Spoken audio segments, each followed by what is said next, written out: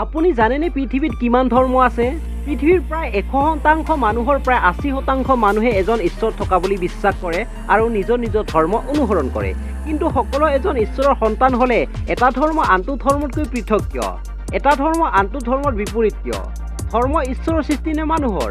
আমি ধৰ্মক ভুলভাৱে ব্যাখ্যা কৰিছোঁ নেকি? তেনেহ'লে প্ৰকৃততে ধৰ্মৰ মূল অৰ্থ কি? আজি আমি এই ভিডিঅ'টোত ভাৰতীয় দৰ্শনেৰে ধৰ্মৰ বিষয়ে সংক্ষেপে আলোচনা কৰিম। পৃথিৱীৰ প্ৰায় 197খন দেশত অনুমানিক প্ৰায় 300ৰো অধিক ধৰ্ম আছে। তাৰে ভিতৰত প্ৰমুখ্য ধৰ্ম হ'ল 22টা। প্ৰথম সংখ্যাগৰিষ্ঠ ধৰ্ম হ'ল খ্ৰীষ্টান, যিটো ধৰ্ম পৃথিৱীৰ প্ৰায় 2.38 বিলিয়ন সংখ্যক মানুহে অনুসৰণ কৰে। আৰু দ্বিতীয়টো সংখ্যাগৰিষ্ঠ ধৰ্ম হ'ল ইছলাম, যিটো ধৰ্ম পৃথিৱীৰ প্ৰায় 7.66 বিলিয়ন সংখ্যক মানুহে অনুসৰণ কৰে। তথাপি মানুহৰ মাজত বিভিচাৰ কিয়? আমি এজনে আনজনৰ ধৰ্মক আঘাত কৰোঁ কিয়? আমি নিজৰ ধৰ্মক শ্ৰেষ্ঠ সম্পন্ন কৰিবলৈ প্ৰায় ডাঙৰ সভা বা প্ৰচাৰত বহুতো ধন ব্যয় কৰিছোঁ, যাৰ ফলত সাম্প্ৰদায়িক হিংসা আৰু দুৰ্নীতিগ্ৰস্ত এখন সমাজ দেখিছোঁ।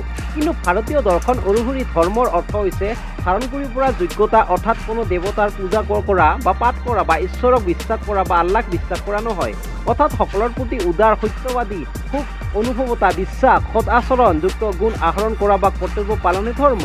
কাৰণ যদি আমি দুখত থাকোঁ, খঙত থাকোঁ, ঠেক মনোভাৱ পুহি ৰাখোঁ, তেতিয়া বিৰোধ বা যুদ্ধ হোৱাটো নিশ্চিত আৰু সমাজত বেয়া প্ৰভাৱ বিয়পি পৰিব। সেয়েহে নিস্বাৰ্থভাৱে সমগ্ৰ মানৱ সমাজ বা জীৱ কল্যাণ সাধনৰ কৰ্তব্য পালনে, আন কথাত ক'বলৈ গ'লে সমাজৰ ক্ষতি সাধন নকৰা নিস্বাৰ্থ কৰ্তব্য পালনে ধৰ্ম।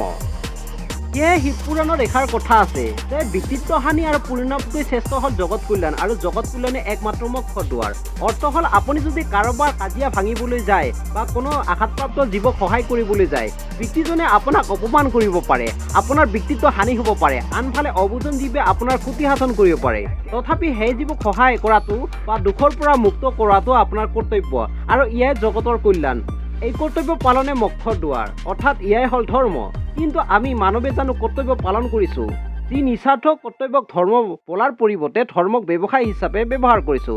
ধৰ্ম শব্দক দুৰুপয়োগ কৰিছোঁ, প্ৰয়োগ কৰিছোঁ নিজৰ ভাষা সংস্কৃতি প্ৰচাৰৰ নামত, প্ৰয়োগ কৰিছোঁ ধৰ্মৰ ঔপনিৱেশিক গঠনৰ নামত, পৰোক্ষভাৱে ধন আহৰণৰ নামত, নামি পৰিছোঁ নিজৰ বিশ্বাসক শ্ৰেষ্ঠ সম্পূৰ্ণ কৰাৰ যুদ্ধত। জীৱ জন্তুত্ব বাদে দিয়া মানুহক ভাগ কৰিছোঁ জাতি, কুল আৰু ধৰ্মৰ নামত। এই ক্ষেত্ৰত আপোনাৰ মতামত কমেণ্ট কৰি জনাবলৈ নাপাহৰিব, আৰু ভিডিঅ'টো ভাল লাগিলে ছাবস্ক্ৰাইব কৰিব, লাইক কৰিব, শ্বেয়াৰ কৰিব, আৰু আমাৰ ফেচবুক পেজটো ফ'ল' কৰিবলৈ নাপাহৰিব।